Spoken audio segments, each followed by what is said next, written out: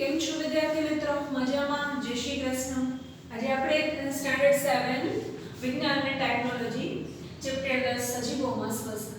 Last વિડિયોની અંદર આપણે શ્વસનની જરૂરિયાત શા માટે છે, શ્વસન આપણે શા માટે કરીએ છીએ, શ્વસનના બે પ્રકાર, કોષીય શ્વસનની અંદર આપણે જારક શ્વસન, અજારક શ્વસન, આ ઉપરાંત ટેક્સ્ટબુકની અમુક એક્ટિવિટીઓ કરાવેલી હતી. હવે જો અહીંયા આગળ મેં શ્વસન તંત્ર ડ્રો કરેલું છે, બરાબર છે. શ્વસન તંત્ર આપણે આ ચેપ્ટરની અંદર મેં તમને કીધું રેસ્પિરેટરી સિસ્ટમ જે છે, શ્વસન તંત્ર જે છે એ ભણવાનું છે, બરાબર છે. કઈ રીતે ફેફસાનું કાર્ય શું છે, શ્વાસ નળીનું કાર્ય શું છે, નાસિકા કોટર એટલે શું, નાસિકા છિદ્ર એટલે શું, ઉરોદર પટલ એટલે શું, આ બધા જ વિશે કઈ રીતે આ ફંક્શન કરે છે, શું એનું કાર્ય છે, એ બધું સમજવાનું છે. અહીંયા આગળ શ્વસન તંત્રની રચના ડ્રો કરેલી છે, બરાબર છે. આપણે જે શ્વાસ લઈએ છીએ, હવા જે લઈએ છીએ નાક દ્વારા, આ નાસિકા છિદ્ર છે. જુઓ, નાસિકા છિદ્ર દ્વારા હવા છે એ નાસિકા કોટરમાં જાય, નાસિકા કોટરમાંથી હવા જશે શ્વાસ નળીની અંદર. જો આ સી આકારની શ્વાસ નળી છે, સી શેપમાં આ રીતે જે કાસ્થીની બનેલી હોય, સી શેપ, બરાબર. શ્વાસ નળી, શ્વાસ નળીમાંથી થઈને હવા જે છે એ ફેફસાની અંદર જાય. ફેફસા છે એ ઉરસ ગૃહમાં આવેલા હોય. ફેફસા જે છે એ પાસળીઓની વચ્ચે અંદર, મતલબ કે એની ઉપર પાસળીઓ આવેલી હોય અને પાસળીઓની વચ્ચે છાતીના પિંજરામાં ફેફસા છે એ છાતીના પિંજરામાં. છાતીનું પિંજરું કેનું બનેલું હોય? પાસળીઓનું બનેલું હોય. ટોટલ જોડ ટેક્સ્ટબુકમાં આપેલ નથી, પણ ટોટલ જે જોડ છે એ 12 હોય, એટલે કે આ સાઈડ બી 12 અને આ સાઈડ 12, એટલે આ રીતે છાતીનું જે પિંજરું છે આવી રીતે આ એક અને એક, એટલે ઈ એક પેર થઈ. ટોટલ પાસળીઓની સંખ્યા 24 અને જોડ કેટલી થશે તો કે 12. તો એ છાતીનું જે પિંજરું છે અથવા તો પાસળીઓ છે એની અંદર રક્ષાયેલા હોય ફેફસા, બરાબર છે. આ ઉપરાંત અહીંયા આગળ ઉરસ પટલના તળિયે ઉરોદર પટલ આવેલું છે, પડદા જેવી રચના છે. આ પડદા જેવી રચના છે એ શ્વાસોચ્છ્વાસ દરમિયાન, એટલે કે શ્વાસ અને ઉચ્છ્વાસ દરમિયાન શું ફંક્શન કરે છે, શું કાર્ય કરે છે એ સમજવાનું છે. ઉરોદર પટલ છે એ હલનચલન કરે શ્વાસ અને ઉચ્છ્વાસ દરમિયાન, એનું હલનચલન કઈ રીતે થાય એ બધું આપણે સમજવાનું છે. અહીંયા આગળ તમને આકૃતિઓ સરસ રીતે આપેલી છે. જો આપણી આ કંઠનળી છે, બોલીએ ને આ કંઠનળી છે, આ મુખ ગુહા છે. ખોરાક ક્યાંથી જાય તો કે અહીંયાથી. આ નાસિકા છિદ્ર, આ નાસિકા કોટર, આ છે ઈ લંગ્સ, ફેફસા, બરાબર છે. પછી આ વચ્ચે જે છે આ પાસળીઓ, મેં તમને કીધું કે ટોટલ પાસળીની સંખ્યા 24, જોડ કેટલી તો કે 12. આ સાઈડે 12 આ રીતે હોય રક્ષાયેલા, એની અંદર ફેફસા રક્ષાયેલા હોય, બરાબર છે. આ સાઈડ બી 12, જમણી બાજુ બી 12 અને ડાબી બાજુ બી 12 હોય, બરાબર છે. ફેફસા, ફેફસા એ આપણા શ્વસન તંત્રનું ખૂબ જ અગત્યનું અંગ છે. વાત વિનિમયનું કાર્ય કરે, શુદ્ધ ઓક્સિજન લે અને અશુદ્ધ જે કાર્બન ડાયોક્સાઇડ છે જે આપણે ઉચ્છ્વાસમાં બહાર કાઢીએ છીએ એ વાત વિનિમય એટલે શું? ઓક્સિજન અંદર જાય, કાર્બન ડાયોક્સાઇડ બહાર નીકળે. આપણે આ પ્રોસેસ સતત કરતા હોઈએ છીએ. શ્વાસની અંદર આપણે ઓક્સિજન લેતા જ હોઈએ, કાર્બન ડાયોક્સાઇડ વાયુ બહાર કાઢતા હોય. તો ફેફસા જે છે એ બહુ મહત્વનો અંગ છે. હાલની પરિસ્થિતિની અંદર તમને ખબર હોય તો કોરોનાની અંદર જે ઇન્ફેક્શન આવે છે ફેફસાની અંદર જ આવે છે. ફેફસાની અંદર જો ઇન્ફેક્શન વધી જાય તો ફેફસા ફેલ થઈ જાય, વ્યક્તિ છે એનો શ્વાસ બંધ થઈ જાય. ઘણી વખત ઘણા લોકોને ન્યુમોનિયા થાય છે. તો કોરોના છે વન ટાઈપ ઓફ ન્યુમોનિયા છે.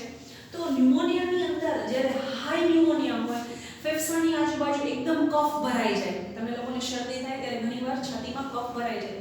જો એ નોર્મલ હોય ત્યાં સુધી વાંધો નથી, પણ વધી જાય, એકદમ કફ એકદમ ભરાઈ જાય ફેફસાની આજુબાજુ, તો શ્વાસ લેવામાં એકદમ તકલીફ થાય, હાંફ ચડતી હોય. ખાસ કરીને એજેડ પર્સન હોય એ લોકોને આ તકલીફ વધારે હોય. ફેફસા શું થાય, અમુક એજ થાય, ઘણા લોકો જે છે એ ધૂમ્રપાન કરતા હોય, સિગરેટ, બીડી વગેરે પીતા હોય, તો શું થાય છે કે ફેફસા જે છે એ ડેમેજ થાય, બરોબર છે, ખૂબ નુકસાન થાય. ફેફસાને. તો આજુબાજુ ફેફસાની આજુબાજુ કફ જમ થઈ જાય, ફેફસા જે છે એ પ્રોપર વર્ક ન કરી શકે, જે ઓક્સિજન બોડીની મતલબ કે ફેફસામાં જે જવો જોઈએ એ જાય નહીં, માટે શ્વાસ ચડે અને ઘણી એવી તકલીફો ઊભી થતી હોય. ઘણી વખત તો એવી પણ પરિસ્થિતિ આવે કે વ્યક્તિ સાજી હોય પણ ફેફસા ફેલ થાય તો એને બહારેથી મતલબ ઓક્સિજન આપવો પડે. એ ઓક્સિજન અમુક લીટરમાં હોય, 5 લીટર, 7 લીટર, 10 લીટર, બરાબર છે. ત્યાં તો ખાસ તમને ખબર જ હોય કે આ કોરોનાની જે પરિસ્થિતિ છે તેની અંદર ફેફસામાં ઇન્ફેક્શન લાગે તો વ્યક્તિનું જો માની લો કે ઓક્સિજન લેવલ 95 to 97 હોવું જોઈએ, એ ઘટતું જાય અને 92 અથવા 90 ડાઉન થવા માટે તો એને બહારથી ઓક્સિજન પ્રોવાઈડ કરવામાં આવે. શું કામ કે ફેફસામાં ઇન્ફેક્શન હોય, ફેફસા પ્રોપર વર્ક કરી ના શકે. તો ફેફસા જે છે એ શ્વસન તંત્રનો ખૂબ મહત્વનો અંગ છે, બરાબર છે. ઘણી વખત એવું થાય છે અને ખાસ કરીને એજેડ પર્સનની અંદર મેં તમને કીધું એ પ્રમાણે ફેફસા છે પ્રોપર વર્ક ન કરતા હોય, ક્યારેક ન્યુમોનિયા થઈ જાય તો એવા સમયે ખૂબ તકલીફ પડતી હોય, બહારથી ઓક્સિજન આપવો પડે. ઘણીવાર ફેફસા ફેલ થાય તો વ્યક્તિનું મૃત્યુ પણ થઈ શકે છે. કારણ કે એક લેવલથી વધારે તમે ક્યાં સુધી વ્યક્તિને જીવાડી શકો વિધાઉટ ઓક્સિજન, બરાબર છે. જ્યાં સુધી બહારથી તમે કૃત્રિમ રીતે ઓક્સિજન આપી રાખો તો વ્યક્તિ ઠીક છે, પણ ઓક્સિજન માની લો કે કાઢી લેવામાં આવે તો તકલીફ પડતી હોય છે, મતલબ કે વ્યક્તિનું મૃત્યુ થાય. આપણે લોકો જોઈએ છીએ અત્યારની હાલની પરિસ્થિતિમાં. તો આ ફેફસા જે છે એ ખૂબ મહત્વનું અંગ છે આપણા માટે, બરાબર છે. હવે એક ક્વેશ્ચન છે કે આપણે શ્વાસ કેવી રીતે લઈએ છીએ? તો સૌપ્રથમ જ્યારે આપણે શ્વાસ લઈએ છીએ તો આ નાસિકા નોસ્ટ્રિલ્સ જેને કહેવાય એ નાસિકા છિદ્ર દ્વારા જે હવા છે એ ક્યાં જાય છે તો કે નાસિકા કોટરમાં. જો આ છિદ્ર છે, આપણા છિદ્ર છે નોસ્ટ્રિલ્સ જેને કહેવાય. તો નાસિકા છિદ્ર દ્વારા આપણે હવા લઈએ છીએ. આપણે જે શ્વાસ લઈએ છીએ એ નાસિકા છિદ્રમાંથી નાસિકા કોટરમાં જાય. નાસિકા કોટરમાંથી હવા છે એ શ્વાસ નળીમાં જાય. મેં તમને અગાઉ સેકન્ડ ચેપ્ટરમાં સમજાવેલું હતું શ્વાસ નળી અને અન્ન નળી પાસે પાસે હોય.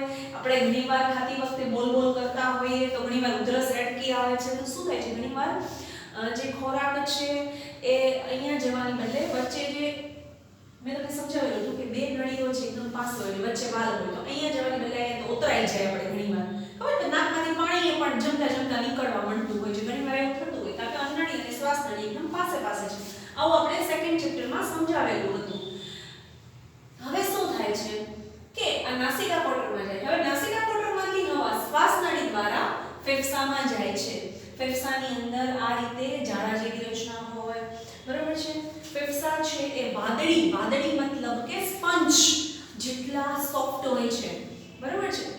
ફેફસા જે છે એ વાદળી એટલે કે સ્પંજ જે સોફ્ટ હોય છે એ ક્યાં રક્ષાયેલા હોય છે તો કે છાતીના પિંજરાની અંદર રક્ષાયેલા હોય છે, બરાબર છે. જો આ રહ્યા પાસળીઓ, મેં કીધું પાસળીઓની ટોટલ 12 જોડ અને 24 પાસળીઓ હોય. ડાબી બાજુ જમણી બાજુ આ રીતે હોય, બરાબર છે. હવે જો ફેફસા છે એ ઉરસ ગુહાની અંદર આવેલા હોય છે. આ ગુહા બંને બાજુ પાસળીઓ દ્વારા ઘેરાયેલી હોય છે. મેં તમને હમણાં સમજાવ્યું. હવે એક મોટા પડદા જેવી અહીંયા રચના હોય છે, આને કહેવાય ઉરોદર પટલ, જે ઉરસ ગુહાના તળિયે આ પછી અહીંયા તળિયે આ સાઈડ અહીંયા આ પેટના પોર્શનમાં અહીંયા નીચે આવેલી હોય જેને ઉરોદર પટલ કહેવાય. શ્વાસોચ્છ્વાસની અંદર આ શ્વાસોચ્છ્વાસમાં ઉરોદર પટલ અને છાતીના પિંજરાનું હલનચલન સંકળાયેલું હોય છે. કઈ રીતે? છાતીનું જે પિંજરું મતલબ કે પાસળીઓ છે અને ઉરોદર પટલ આપણે જ્યારે શ્વાસ લઈએ છીએ, આપણે જ્યારે ઉચ્છ્વાસ મતલબ કે કાર્બન ડાયોક્સાઇડ વાયુ બહાર કાઢીએ છીએ ત્યારે ઉરોદર પટલ કઈ રીતે વર્ક કરે છે એ વ્યવસ્થિત રીતે આપણે સમજવાનું છે.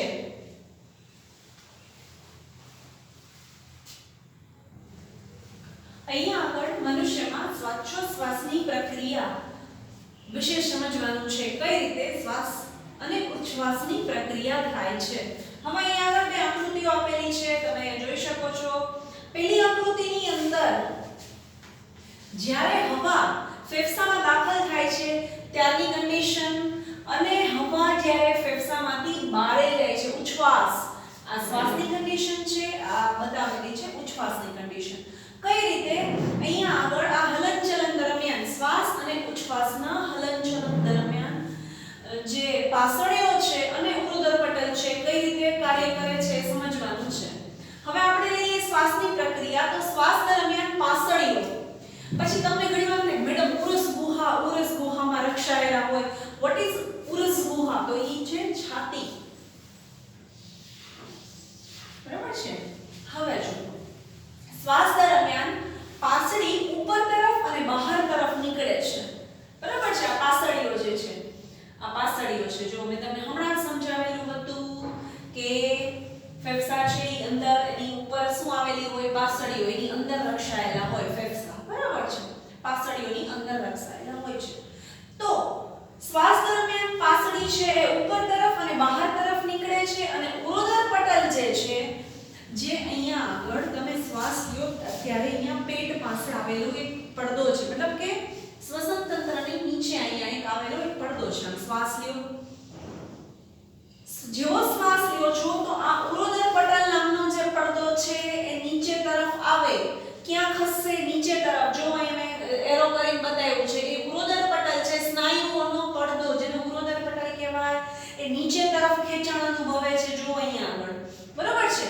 અને જેવો આમ શ્વાસ લેશો એટલે પડદો નીચે તરફ ખેંચાણ અનુભવશે. હવા જે છે એ ફેફસાની અંદર દાખલ થશે. આ એક કન્ડિશન. જો અહીંયા હલનચલન દરમિયાન આપણી ઉરસ ગુહા એટલે છાતી. બરાબર છે. કે તમે મેડમ કેમ ક્યારના ઉરસ ગુહા બોલે છે? ઉરસ ગુહા એટલે છાતી. તો આ હલનચલન દરમિયાન આપણી ઉરસ ગુહાના અવકાશમાં વધારો થાય. તમે શ્વાસ લો ને છાતી ફૂલાય. તમે ફીલ કરી શકશો આ વસ્તુ. પડદો જે છે નીચે તરફ ખેંચાણો, ઉરોદર પટલ અહીંયા આવેલો પડદો છે, નીચે તરફ ખેંચાણો. ઉરસ ગુહા એટલે કે છાતીના અવકાશમાં વધારો થયો. છાતી પોળી થતી વધારો થાય. બરાબર છે. આ હલનચલન દરમિયાન આપણી ઉરસ ગુહાના અવકાશમાં વધારો થાય. હવા જે છે એ સમય દરમિયાન ફેફસાની અંદર દાખલ થાય છે અને ફેફસા છે એ હવાથી ભરાઈ જાય છે. તમે આ વસ્તુ ઘરે ફીલ કરી શકશો. બરાબર છે.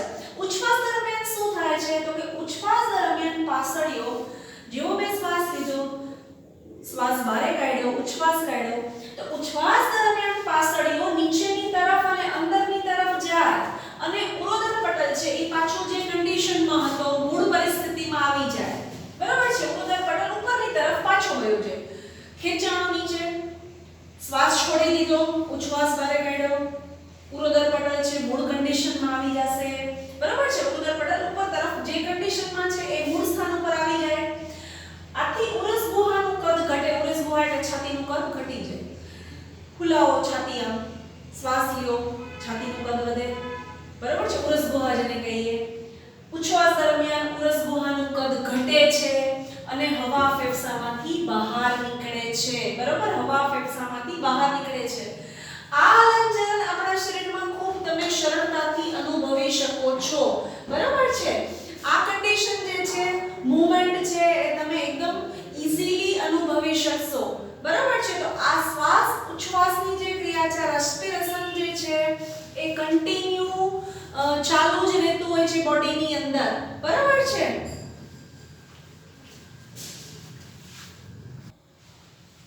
ઘણી વખત આપણી આસપાસમાં રહેલી હવા છે એ ઘણા બિનજરૂરી ઘટકો ધરાવતી હોય છે. ઘણી વખત રસ્તાની અંદર આપણે જતા હોય તો ધુમાડા જે આપણા શ્વાસની અંદર જતા હોય, અમુક કચરો ધૂળો ઉડતી હોય ત્યારે, અમુક પરાગરજ વગેરે, એ જ્યારે આપણે શ્વાસમાં લઈએ છીએ ત્યારે આ બધો જે કચરો છે એ નાસિકા પટલ, આપણા આ નાસિકા છિદ્ર કહેવાય, અને આ જે છે નાસિકા પટલ, અંદર વાળ આવેલા હોય ઝીણા ઝીણા. બરાબર છે. એમાં એ ચોંટી જાય, વાળમાં ભરાઈ જાય. પણ તમે જે શ્વાસ લ્યો છો એમાં અમુક કચરો વાળમાં ભરાશે, પણ અમુક જે કચરો છે, અમુક જે ધુમાડો છે એ તમારા શ્વાસની અંદર જાય. બરાબર છે. તો ઘણી વખત એ નાસિકા પટલથી અંદર શ્વાસમાં જતો હોય તો ક્યારેક આપણે છીંક પણ આવતી હોય છે. અમુક એવો ધુમાડો નાકમાં વયો જાય તો આપણે છીંક આવે છે. બરાબર છે. તો છીંક છે એ આ બધા જે બધો કચરો છે એ બહાર કાઢી નાખતો હોય છે. બરાબર. છીંક છે એ આ બધો કચરો હવાની સાથે જે કચરો આપણા નાસિકા પટલમાંથી અંદર ગયો છે એને બહાર કાઢી નાખે છે. બરાબર છે. અને આપણે કચરાવિહીન અને ચોખ્ખી હવા જે છે એ શરીરની અંદર લઈએ છીએ. તો છીંક આવવી એ કુદરતી પ્રક્રિયા છે. પણ છીંક આવતી વખતે રૂમાલ આડો રાખવો જોઈએ. શું કામ? કારણ કે ઘણી વખત એવું હોય, આપણે માની લો કે શરદી થઈ છે, છીંક આવે છે, તો આપણા જે જમ્સ છે એ જો અમુક જે રોગો છે ડિસીઝ છે એ વાયરસથી ફેલાતા હોય અથવા તો માની લો કે છીંક મતલબ કે શરદી છે તો શરદી થઈ હોય તો છીંક આવતી હોય તો રૂમાલ આડો રાખવો જોઈએ. શું કામ એવું કરવું જોઈએ કે આપણા જમ્સ છે એ હવા દ્વારા બીજાને ન લાગે, બરાબર છે. અધરવાઇઝ બહારનું જે કોઈ મતલબ કોઈ જમ્સ છે એ આપણે ન લાગે. હાલની પરિસ્થિતિની અંદર ત્યારે આપણે કોરોના ચાલે છે તો કોરોનામાં આપણે માસ્ક પહેરીએ છીએ, વારે વારે કહીએ છીએ કે સાબુથી હાથ ધોવા જોઈએ, છીંક આવતી વખતે રૂમાલ રાખવો જોઈએ. શું કામ? કારણ કે હવા દ્વારા અધરવાઇઝ કોઈ વ્યક્તિ બીમાર છે તો એના હવા દ્વારા એ જમ્સ છે એ આપણે ન લાગે, બરાબર છે. તો નાસિકા છિદ્રમાં જે કચરો છે સલવાઈ જાય, પણ અમુક કચરો એવો છે જે અંદર જતો રહે છે તો એ છીંક દ્વારા બહાર નીકળી જાય. પણ હંમેશા છીંક ખાતી વખતે રૂમાલ આડો રાખવો જોઈએ. હાલની પરિસ્થિતિમાં તો આપણે લોકો માસ્ક પહેરીએ છીએ કે બહારના જે જમ્સ છે, બહારનો જે કચરો છે, બહારની જે હવા છે એ આપણે અંદર ના જાય, બરાબર છે. તો આ રીતે જે છે આપણે આજે મનુષ્યની અંદર શ્વાસ અને ઉચ્છ્વાસની પ્રક્રિયા સમજી, બરાબર છે. આ પ્રોસેસ મતલબ કે આ બધી જે વસ્તુ છે તમારે વ્યવસ્થિત રીતે સમજવાની છે. એક એક પોઈન્ટ જે છે પોઈન્ટ ટુ પોઈન્ટ સમજાયું શ્વાસ ઉચ્છ્વાસનું, બરાબર છે. આકૃતિઓ સમજાવી તો તમારે એની આકૃતિ ડ્રો કરવાની પ્રેક્ટિસ પણ કરવાની છે.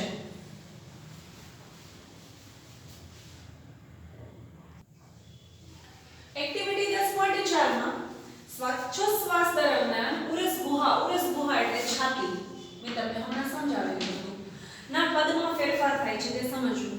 આ એક્ટિવિટીની અંદર તમારે તમારું મેજર ટેપ હોય, દરજીની જે મેજર ટેપ હોય ને એની મદદથી, દરજીની મેજર ટેપ તમે જોઈ જ હશે, આપણે કપડાં સીવડાવવા જઈએ ત્યારે કઈ ટાઈપની મેજર ટેપ યુઝ કરે છે, એની મદદથી તમારે તમારા છાતીનું માપ આ રીતે લેવાનું છે અને તમારા સાથે ભણતા જે તમારા મિત્ર છે એની છાતીનું માપ લેવાનું છે. પણ કઈ પ્રક્રિયા દરમિયાન? તો કે એને પહેલા શ્વાસ લેવાનું કહેવાનું, શ્વાસ લેવા દરમિયાન એની છાતીનું માપ કાઢવાનું છે કે ઉરસ ગુહાનું, અને ઉચ્છ્વાસ દરમિયાન કેટલું છે એનું માપ છાતીનું એ શોધવાનું છે.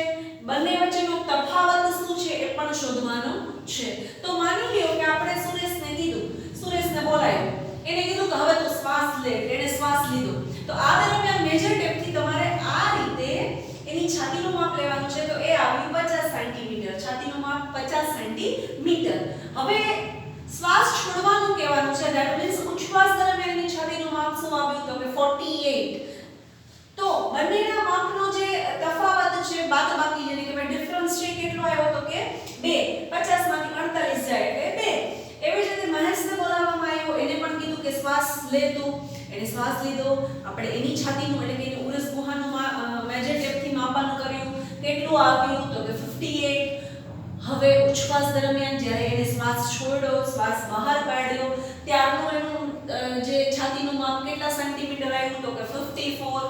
તો બંનેનો ડિફરન્સ છે, તફાવત છે, કેટલો આવ્યો? તો કે 4. એઝ ઇટ ઇઝ જયેશને બોલાવવામાં આવ્યો, એનું પણ માપ લેવામાં આવ્યું શ્વાસ દરમિયાન, એનું ઉરસ ગુહા એટલે કે છાતીનું માપ તો 53 અને ઉચ્છ્વાસ દરમિયાન આવ્યું 50. તો જે ડિફરન્સ મળ્યો છે એ કેટલો છે? 3.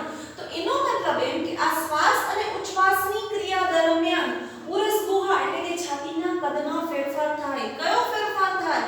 તો કે શ્વાસ દરમિયાન ઉરસ ગુહા એટલે કે છાતીનું કદ વધે છે અને ઉચ્છ્વાસ દરમિયાન ઉરસ ગુહા એટલે કે છાતીનું કદ ઘટે છે, બરાબર. આ શ્વાસોચ્છ્વાસની ક્રિયા દરમિયાન છાતીના કદમાં જે ફેરફાર થાય, શ્વાસ દરમિયાન છાતીનું કદ વધે અને ઉચ્છ્વાસ દરમિયાન છાતીનું કદ ઘટે છે. તો તમારા લોકોએ આ રીતે જેટલું સમજાવવામાં આવે વિડિયોની અંદર, તો ટેક્સ્ટ બુકમાં પણ તમારે જોતું રહેવાનું. નાના ક્વેશ્ચન જે છે એવું હોય તો તમારે ટિક કરી રાખવાના. જે તે ક્વેશ્ચનમાં તમને ક્વેરી હોય એ આપણે ઝૂમ લેક્ચરમાં એને આપણે સોલ્વ કરાવશું.